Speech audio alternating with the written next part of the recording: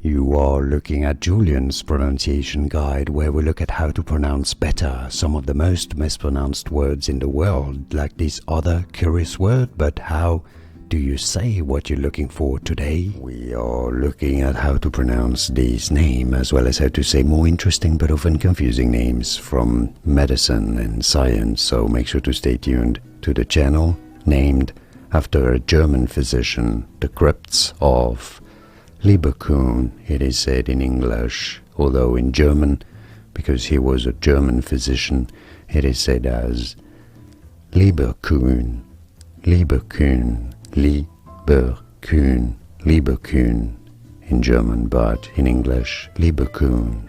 And now you know. Like and subscribe if you found this video useful. Thanks for watching.